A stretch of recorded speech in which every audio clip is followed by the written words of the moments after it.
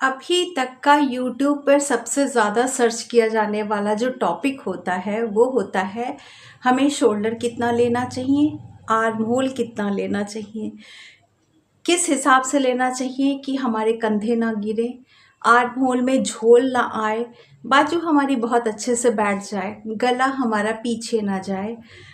तो यही टॉपिक सबसे ज़्यादा सर्चेबल होता है। ये आपने सीख लिया कि शोल्डर आर्म होल कितना लें तो आपकी ड्रेस एकदम परफेक्ट बनेगी, 100% परफेक्ट बनेगी। क्योंकि जितना भी दामोदार है या जितनी भी चीज़ें हैं वो इसी पे निर्भर करती हैं, शोल्डर और आर्म होल पे। तो आज हम इसी टॉपिक को डिटेल में बात करते हैं। तो चलिए शुरू करते हैं कि आर्म होल और शोल्डर हमें कितना लेना चाहिए। हेलो फ्रेंड्स, कैसे हैं आप सब। आई होप कि आप लोग बहुत अच्छे होंगे और आप लोगों को तहे दिल से ढेर सारा धन्यवाद कि वाकई जो कहा जाता है कि यूट्यूब फैमिली तो एक अनजाना सा रिश्ता बन ही जाता है लोगों के बीच में। मुझे बहुत अच्छा लगा, विशेज़ आ रही थी कि जल्दी से सब कुछ ठीक हो जाएगा।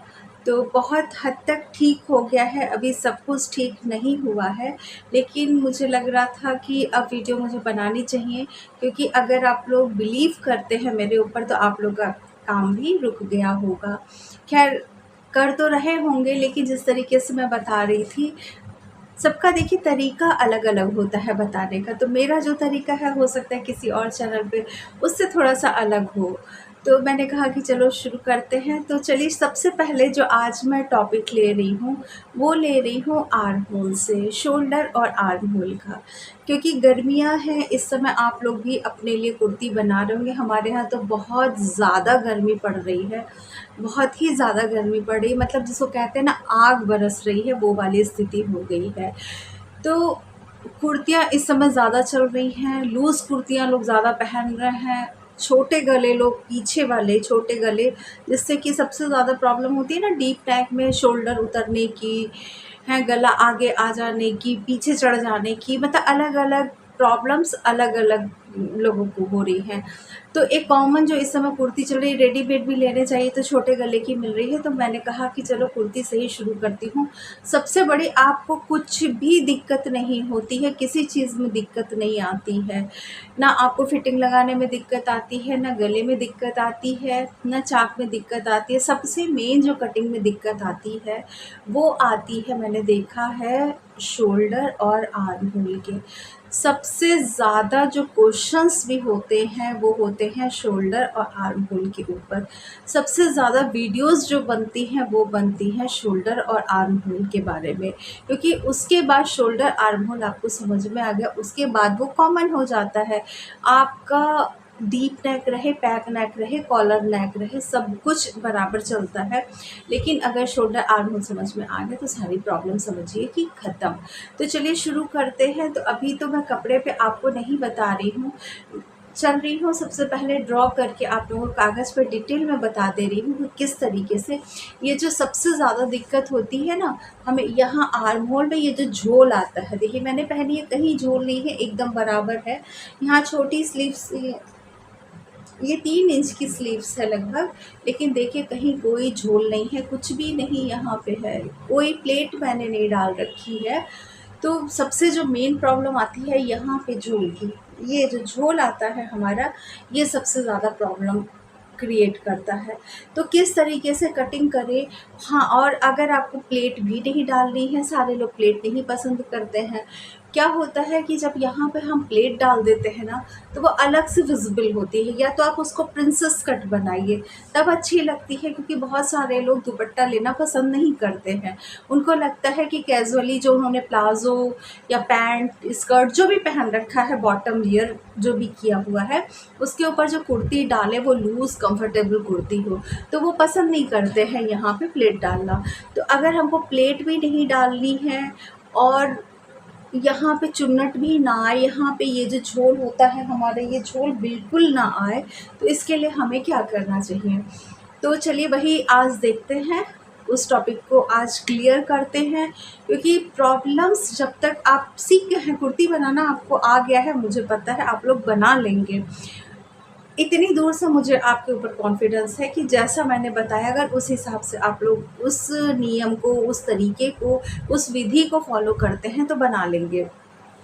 लेकिन सबका साइज़ अलग होता है, सबके शोल्डर अलग होते हैं, सबके आर्म होल अलग होते हैं। आपने देखा होगा कि मैं कभी भी ये वाला चीज़ आप लोगों को नहीं बताई, क्योंकि हो जाता है कन्फ्यूज़न।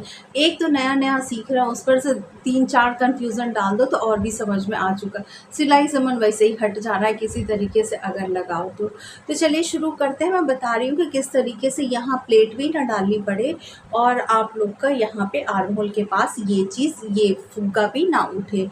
क्योंकि क्या होता है ना, कितना भी आप किसी का भी मेज़रमेंट ले लो, किसी बॉडी का ले लो, मतलब मुझे तो आज तक ऐसा कोई भी नहीं मिला है अभी तक कि जिसका अपर चेस्ट और फुल बस्ट यानी जो सबसे उभरा भाग होता है उसको फुल बस्ट कहते हैं, और अपर चेस्ट कहते हैं जो काँख के नीचे हमारा ये वाला पार्ट होता है, ये चीज़, ये अपर चेस्ट होता है, और फुल बस्ट सबसे उभरा हुआ पार्ट होता है, उसको कहते हैं। उसमें अंतर आता ही आता है।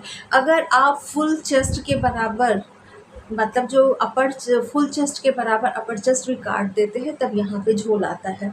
अगर उसमें अंतर है, उसको किस तरीके से हम सिलाई करें या किस तरीके से कटिंग करें कि यहाँ पे वो चीज़ हमारी ना आए और चेस्ट भी बिल्कुल टाइट ना पड़े, क्योंकि और फिटिंग आपको आती है, मुझे ये पता है। तो चलिए शुरू करते हैं।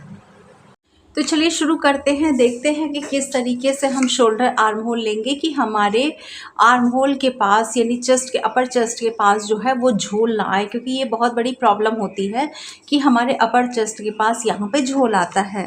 तो यहाँ पे देखिए, सपोज़ कर लीजिए कि शोल्डर हमारा 14 है, नेक हमारा बैक नेक, ठीक है, बैक नेक जो है हमारा वो 5 इंच है, ठीक है।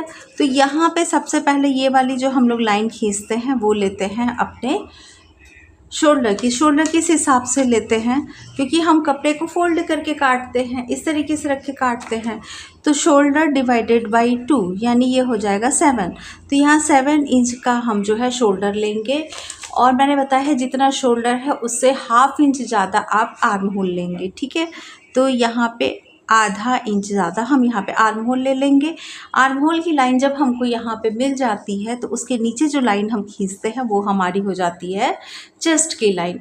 ये तो कॉमन है इतना, ये हमारी चेस्ट लाइन हो गई, ये हमारी शोल्डर लाइन हो गई, ये हमारी आर्म होल लाइन हो गई, और ये हमारी चेस्ट लाइन हो गई, ठीक है।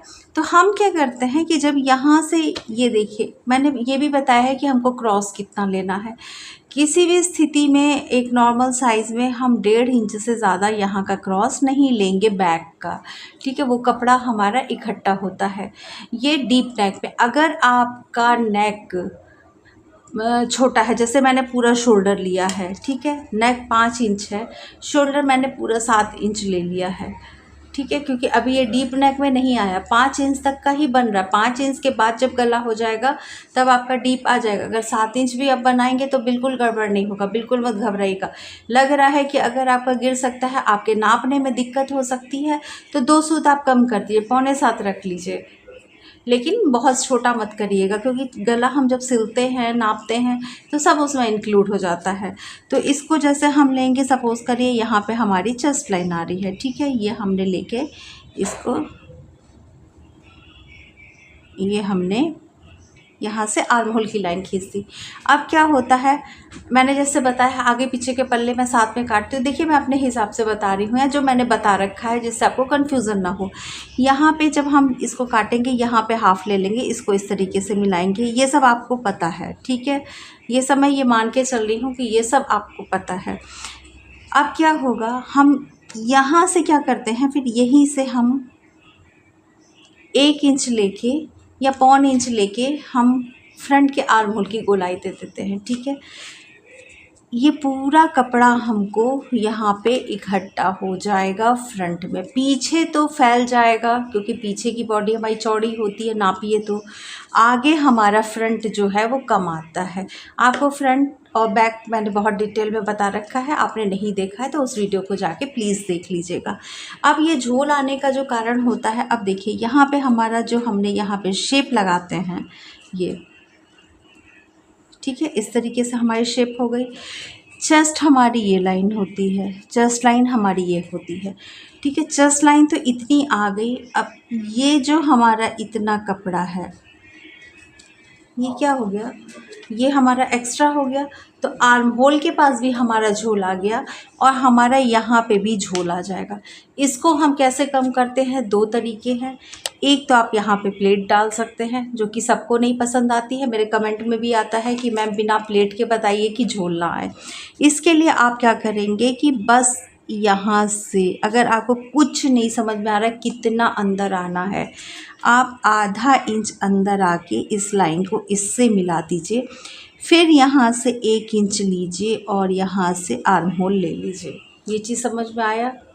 आप लोग कर रहे हैं, आपको समझ में आया होगा। मुझे लग रहा है ये लाइन आपके लिए कोई भी डाउट क्रिएट नहीं कर रही होगी। इतना समझ में आ गया कि हम जब ये शोल्डर हो गया, आर्म होल हो गया, अपर चेस्ट हो गया, ठीक है, ये हमारी शेप हो गई। हम जो यहाँ से इस तरीके से शेप देते हैं, तो अंदर की शेप जब हम फ्रंट पल्ले की शेप देंगे तो उसको यहाँ से ना दे करके, देखिए नहीं कर रही हूँ, फिर मिक्स हो जाएगा। यहाँ से ना दे करके यहाँ से आपको, अगर नहीं समझ में आ रहा है कि हम अंदर कितना आए, तो आप आधा इंच अंदर आ जाइए यहाँ से, और उसके बाद यहाँ से एक क्रॉस बनाइए जो कि 1 इंच का होगा, और यहाँ से आप आर्म होल ले लीजिए। देखिए कितना कपड़ा आपका माइनस हो गया। आपका ये वाला जितना कपड़ा है वो सारा यहाँ से माइनस हो गया, जो कि यही कपड़ा इकट्ठा होके आपके आर्म होल के पास यहाँ पे जो है वो अपर चेस्ट के पास यहाँ पे बहुत ज़्यादा झोल क्रिएट करता, ठीक है। अब यहाँ पे आपको प्लेट नहीं डालनी है, ये हमारा ऐसे जा रहा है, ठीक है। अपर फुल बस्ट हमारा ये है, फुल बस्ट ये है, लेकिन लाइन हमने इस तरीके से खींची इसको मिलाने के लिए, बिल्कुल नहीं, आपकी ये लाइन स्ट्रेट आनी चाहिए। स्ट्रेट आएगी तभी आपके आर्म होल में झोल नहीं पड़ेगा। इसी स्ट्रेट लाइन को अगर आप स्ट्रेट नहीं लेते हैं तो ये जो हमारे पास इतना कपड़ा है, उसी कपड़े को यहाँ पे कम करने के लिए ये वाली प्लेट पड़ती है। जब ये प्लेट यहाँ पे पड़ेगी तो कपड़ा अपने आप इसमें चला जाएगा और यहाँ से ये चीज़ स्ट्रेट हो जाएगी। ये चीज़ कभी भी इस तरीके से जारी होगी तो आपके आर्म होल में झोल आएगा ही आएगा। थोड़ा ही आए क्यों ना आए, वो आना ही आना है। इस तरीके से अब स्ट्रेट कर देंगे अपर चेस्ट और फुल बस्ट को, तभी आपके यहाँ पे झोल नहीं आएगा। और ये चीज़ आपको समझ में आ गई। गले के पास जो झोल आता है उसको किस तरीके से हटाना होता है। इसको हटाने का ये जो मैंने बताया है, आप आधा इंच अंदर आ जाइए, इसी को कहते हैं फ्रंट क्रॉस, और इसी तरीके से होता है बैक क्रॉस। तो ये सेम टॉपिक होते हैं, फ्रंट क्रॉस और इसको आधा या 1 इंच जो अंदर आना रहता है, ये दोनों चीज़ें एक ही होती हैं। बिल्कुल भी कंफ्यूज मत होइएगा। तो आई होप कि आपको इतनी चीज़ें समझ में आ गई होंगी और आपको सब आ रहा है। मुझे ये पता है कि आप लोग बना रहे हैं। अगर आप लोग ने सूट वगैरह कुछ बनाया है तो प्लीज़ मैं आपसे रिक्वेस्ट करूँगी कि जाके मेरे इंस्टा पे और कोई फ़ोटो वगैरह डाल दीजिए कि आपने कौन सी ड्रेस बनाई है। कोई प्रॉब्लम आ रही है तो भी इंस्टा पे जाके आप लोग फ़ोटो डाल सकते हैं, दिखा सकते हैं कि किस तरीके से आपका आया है। अगर कोई प्रॉब्लम हो, अच्छा बना है, बहुत अच्छा है, मुझे खुशी होगी देख के कि आप लोगों ने ड्रेस बनाई है। और प्लीज़ मुझे ड्रेस अगर कोई बना रहा है तो उसकी फ़ोटो ज़रूर डालिएगा। तो ये जो टॉपिक था ये कुर्ती में ज़्यादा आता है, सूट में ज़्यादा आता है, क्योंकि साड़ी पहनने वाली संख्या अब थोड़ी कम होती जा रही है। अगर टॉपिक देखा जाए तो ज़्यादातर घंटे के हिसाब से इंसान अब जो है सूट ज़्यादा पहन रहा है और साड़ी कम पहन रहा है। तो सबसे पहले मैं जो टॉपिक लेके अब आ रही हूँ वो है मेरा सूट पे एकदम क्लियर कर देना। उसके बाद आगे एक एक चीज़ को मैं बताते चलूँगी। पहले सारा कन्फ्यूज़न क्लियर कर लीजिए, क्योंकि मुझे ये पता है कि चेस्ट, वेस्ट, स्लिट ये आप लोगों को बहुत अच्छे से आ गया है। जितना भी कन्फ्यूज़न होता है मोस्टली वो इसी में होता है, शोल्डर और आर्म होल के।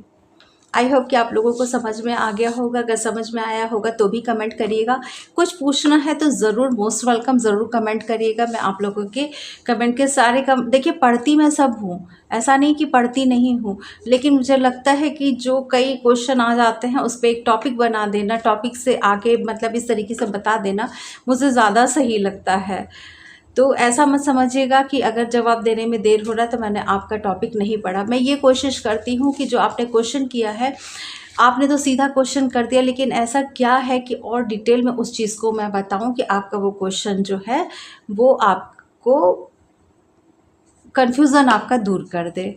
ठीक है, तो चलिए फिर मिलेंगे अच्छी सी वीडियो में। अपना ध्यान रखिएगा, अपना ख्याल रखें। एक बार आप सभी लोगों को ढेर सारा थैंक यू कि आप लोगों ने मेरी चिंता की, मेरा ध्यान दिया मेरे ऊपर, और मैं अब सब कुछ पहले से बहुत बेटर हो गया है और भी सब ठीक हो जाएगा। ईश्वर से यही दुआ है। चलिए फिर मिलेंगे।